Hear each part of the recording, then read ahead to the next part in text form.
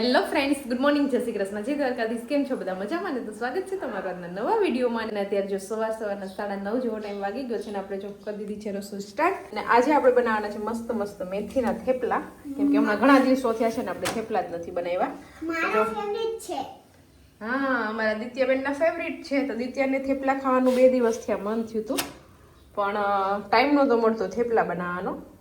તો પછી જો અહીંયા આપણે ગેસ ઉપર જ આજે સ્ટાર્ટ કરી દીધા છે, કેમ કે લેટ થઈ ગયું છે. દિત્યાને હમણાં આંગણવાડીનો ટાઈમ થઈ જશે એટલે તો અહીંયા દિત્યાબેન જમતા જાય છે, હું અહીંયા થેપલા બનાવતી જાઉં છું, એટલે ફટાફટ એકારે 2 કામ થતા જાય છે. હા, ગુડ મોર્નિંગ. ગુડ મોર્નિંગ, જય શ્રી કૃષ્ણ, જય દ્વારકાધીશ. કેમ છો બધા? મજામાં? તો સ્વાગત છે તમારા આજના નવા વિડીયોમાં. સ્વાગત છે. હું ખાઉં છું થેપલા તો આમાં છે નહીં, પૂરા થઈ ગયા. હજી બને. બીજું ખાવું છે? એક તો ખાઈ ગઈ કા? બને ઘેવાનું તો ઘી વગરનું. દિત્યાબેન અત્યારે અમારું ડાયટિંગ કરે છે, એટલે ઘી ને એવું ન ખાય, માખણ કે એવું કઈ કા? દહીં કે એવું કઈ? દહીં તો છે અમારી. થેપલા સાથે દહીં ખાવાની મજા આવે. ચાલો, તમારું મસ્ત ગરમા ગરમ થેપલું એન્જોય. અને થેપલા સાથે આપણે જો મસ્ત મજાનું વટાણા બટેકા અને ટમેટાનું શાક બનાવ્યું છે. વટાણા બટેટા ટમેટા. હા, મજા આવે. થેપલા સાથે બટેકા હોય ને તો મજા આવે ખાવાની. પણ વટાણા હતા એટલે થોડાક વટાણા બટેટા અને એક ટમેટું નાખીને મસ્ત મસ્ત જો આપણું શાક પણ ગરમા ગરમ રેડી થઈ ગયું છે.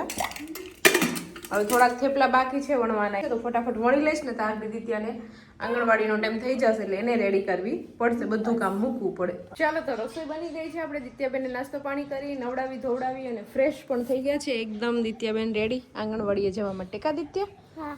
હા, સ્વેટર પહેરી લીધું, સોક્સ પહેરી લીધા અને કેપ નથી પહેરવી? માથામાં ટોપી કે વાછળ છે જ એમાં તો કા? વાંધો નહીં, રહેવા દે ન પહેરવી હોય તો. દિત્યાબેને આ નવું સ્વેટર લીધું હતું, એ પાછું આજે પહેર્યું છે, કેમ કે ઓલામાં ગરમી થતી હતી બહુ ને પાણી થઈ જતું હતું, એવું થતું હતું એટલે આ પહેરી લીધું. દિત્યા પાસે 3 થી 4 સ્વેટર છે કા? આ વર્ષે જ લીધું છે આ સ્વેટર, કેમ કે એના પપ્પાને રેડ કલરનું સ્વેટર છે ને, એટલે દિત્યાને રેડ કલરનું લેવું હતું કા? પપ્પા દીકરીને બેને મેચિંગ કરવું હતું. નાતાલના દિવસે જ લઈ આવ્યા હતા કા? એટલે જિંગલ બેલ આવ્યો.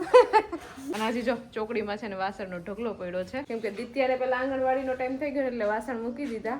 એટલે ફટાફટ પેલા દિત્યાને મૂકી આવીએ, પછી ઘરનું બધું કામ કરીએ કા? હા. કેમ કે ત્યાં તો ટાઈમે પહોંચવું જ પડે. ચાલો, તો મમ્મીએ ઠેલો ભરી લીધો છે ને અત્યારે હવે જાય છે બહાર ગામ. રોકાવાય જ ને, આવતું થોડુંક રહેવાય.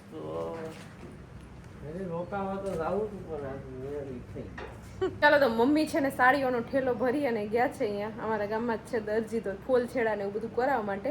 બાકી બ્લાઉઝ સીવવાનો તો છે ને ક્યાંય વારો જ નથી આવતો. અત્યારે મેરેજની સિઝન આવવાની છે ને, બધા દરજી પાસે છે ને એડવાન્સમાં બુકિંગ થઈ ગયા છે બ્લાઉઝ સીવવાના, એટલે આપણે ના બ્લાઉઝ સીવવાનો તો ગામમાં મેળ જ નહીં આવે, બહાર ગામ ક્યાંક નાખવા જવું પડશે. દરજીની ડિમાન્ડ વધુ છે માર્કેટમાં ને સપ્લાય ઓછી છે અત્યારે, તો સાડીઓ તો લઈ લે પણ બ્લાઉઝ ના પછી મેળ નથી આવતા. હા, એટલે જો કોઈને પણ અત્યારે કોઈ કરિયર માટે ઓપ્શન ગોતતા હોય, કોઈ નોકરી ધંધો ગોતતા હોય તો અત્યારે એને દરજી કામ શીખવું જોઈએ. જરૂરી છે. કેટલા મસ્ત બ્લાઉઝ સીવે છે, અને સિટીમાં તો કેટલી સિલાઈ હોય ખબર છે? 1000, 1500, 2000 સુધીની સિલાઈ હોય, એથી વધારે પણ હોય. હું પણ હમણાં ઓનલાઈન શીખું જ છું, પણ મારો ચાર્જ 1000-1500 ની થોડુંક વધુ રહેશે. તો કઈ નહીં સીવવા આવે તો નહીં સીવવા આવે કોઈ, પછી ઇમરજન્સીમાં જરૂર હોય કાલો મારે સીવવું જ છે તો ના છૂટકાનું હોય ઈ આવે. ના છૂટકા વાર જ મારે ઘરાક જોઈએ, મારે ક્યાં રેગ્યુલર ઘરાક જોતા જ નથી, પ્રીમિયમ જ કા? હવે કંઈક મેળ કરી લેશું. આપણે સાડીઓ લીધી છે તો નવી સાડી લગ્નમાં પહેરવા માટે જ લીધી છે, તો બ્લાઉઝનો દરજી ક્યાંક ગોતું. જો તમે કોઈ અહીં આજુબાજુમાં કંઈક સીવણ કામ સારા બ્લાઉઝને સીવતા હોય, ડ્રેસને સીવતા હોય તો જરાક મને કોન્ટેક્ટ કરજો ને, સારી સિલાઈને કરતા હોય તો. એ થોડા ના પડે કે આમ ખરાબ કરીએ, અમે નહીં કોન્ટેક્ટ, અમે ખરાબ કરીએ. અમુક ના ફિટિંગ આવતું હોય, અમુક ફિટિંગ ન આવતું હોય, એવું બધું હોય આમાં એટલે.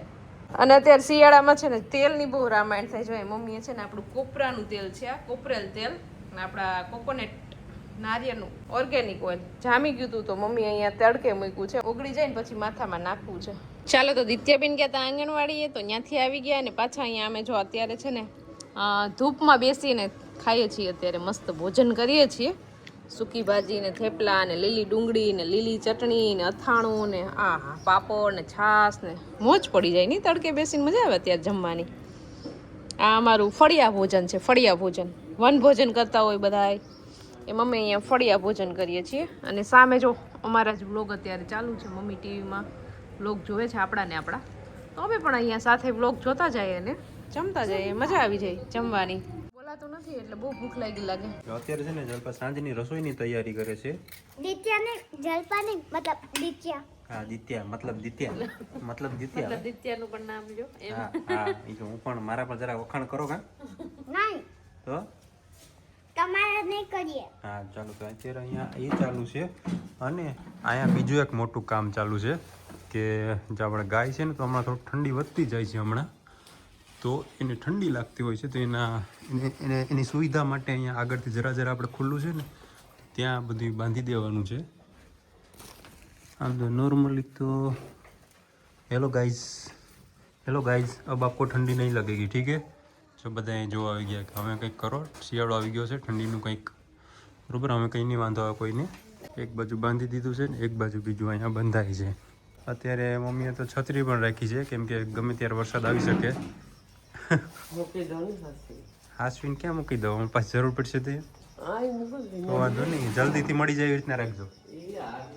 હા ચાલો તો આપણે છે ને ગલકા સુધારતા હતા પણ ગલકા છે ને આખા સડેલા નીકળ્યા. 2 જ ગલકા એમાં હારા નીકળ્યા એટલે થોડુંક જ ગલકાનું શાક સુધાર્યું ને થોડુંક થઈ ગયું, એટલું બધાને પૂરું નહીં થાય એટલે હવે ઈ શાક આપણે બંધ રાખ્યું. અને અત્યારે આપણે જો વાડામાંથી મસ્ત ફ્રેશ સિંગો આવી છે સરગવાની, તો હવે આપણે વિચાર છે સરગવાની શીંગોનું શાક બનાવવાનું. કરી ત્યાં મન સિંગ ભાવ શીંગો તો ખવાય ના નહીં ખાય તો તું શું ખાઈશ?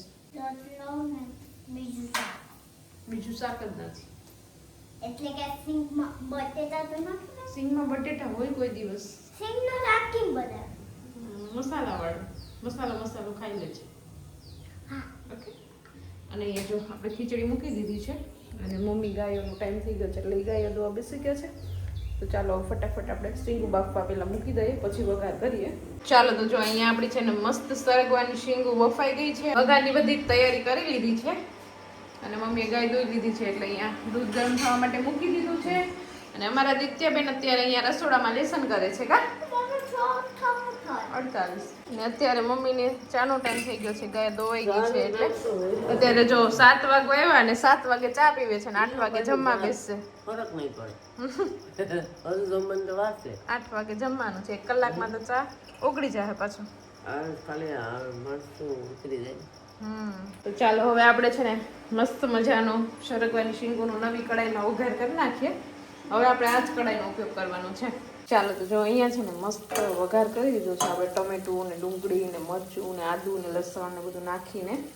હવે એ છે ને ચડી ગયા છે મસાલા બધા અને હવે એમાં છે ને મારે જો આ થોડુંક ચવાણાનો ભૂકો પડ્યો છે તો એ એડ કરવો છે અને થોડુંક 1 ચમચી જેટલો મેં ચણાનો લોટ પાણીમાં ગ્રેવી જેવું કરી લીધું છે કેમ કે એમાં ગાંઠા ન થઈ જાય ને એટલે.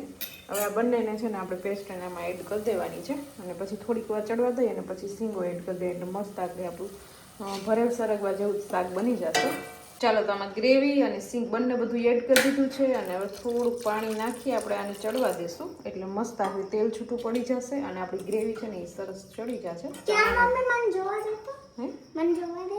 જોવા દઉં 1 જ મિનિટ આ બધું કરી દઉં પછી આને છે ને ઢાંકીને ચડવા દઈએ એટલે આપણું મસ્ત સિંગુનું શાક બનીને રેડી થઈ જશે. ચાલો તો મસ્ત મજાની આપણે સરગવાની શીંગુનું શાક ખાઈ લીધું છે અને આજે શાક એટલું મસ્ત બન્યું હતું ને કે દિત્યાએ તો 3 વાર લાઈન ખાધું. કા દિત્યા? બહુ મસ્ત લાગ્યું. હે બહુ મસ્ત મસાલો મસ્ત હતો ને મસાલો બહુ મસ્ત લાગ્યો કા? હજી તો મેં રાખ્યું રાતના ખાવા. હજી તો રાતના ખાવા એડવાન્સમાં રાખ્યું થોડુંક કા? હા એન એડવાન્સમાં હેપી ન્યુ યર. અને નરેશ જો નવી શોપિંગ કરી આવ્યા ને તો એનાથી રહેવાનું નહીં દિત્યાની જેમ. આજે નાઈ ધોઈને નવું ટી-શર્ટ પહેરી લીધું છે. લુક ટી-શર્ટ પહેરી લીધું. હવે નવા જ કપડાં પહેરવા એમ ને? નવા જ કપડાં પહેરાય ઘરમાં. દિવસ કેમ થોડાક દિવસ પછી પાછા જૂના થઈ જાય, પાછા માણસો કે આ એક ને એક જ પહેરે. પછી હવે તમે બધા મારી ગિફ્ટ આપી શકો ભાઈ, તમારે કોઈને આપવું હોય તો હું ના નથી પાડતો. કપડાનું કે કપડાનું જ કહું છું. જો મારે એક્સેલ સાઈઝમાં ટી-શર્ટ જોશે, કોઈને દુકાન હોય તો મોકલી શકે. દુકાન ન હોય ને તમારે પોતાના રૂપિયા લઈને દેવા હોય તોય આપી શકો. દિત્યાબેન નો આજે છે ને ટ્યુશનમાં રજા હતી તો દિત્યાબેન નું અત્યારે હોમવર્ક ચાલુ છે. કા દિત્યા શું લખે છે? F for apple.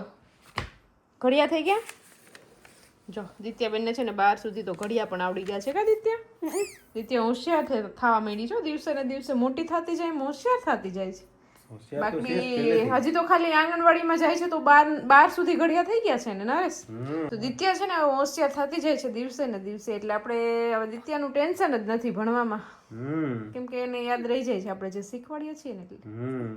પણ એને છે ને વારંવાર કેવું પડે કે દિત્યા બેન ચાલો પધારો લેસન કરવા, બાકી છે ને એનો રમવામાં બહુ જીવ વયો જાય છે કા.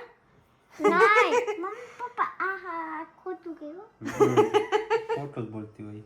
પપ્પા મેં ઘડિયા કેટલી ઘડિયા તો 1 મિનિટમાં નહીં એક ઘડિયો કેટલી 2 મિનિટમાં એક ઘડિયો. ને આ આ 4 મિનિટમાં લખાઈ જાય હમણાં. A to Z ના સ્પેલિંગ લખીને પછી એટુ A to Z પછી પૂરું. સુઈ જવાનું. અને હમણાં તો દિત્યા દાદા દાદી સાથે જ સૂવે છે, અમારી સાથે તો સૂતી જ નથી. મને તારી યાદ ન થતી તો જ્યારે આવે છે ને લઈ જઈશ. કઈ વાંધો નહીં, તો દિત્યાબેન ને એના પપ્પા હવે લેસન કરાવે છે તો એ કરે ને, હું હવે મારું લેસન કરવાનું છે તો એ પણ હું ફટાફટ ફિનિશ કરી લઉં.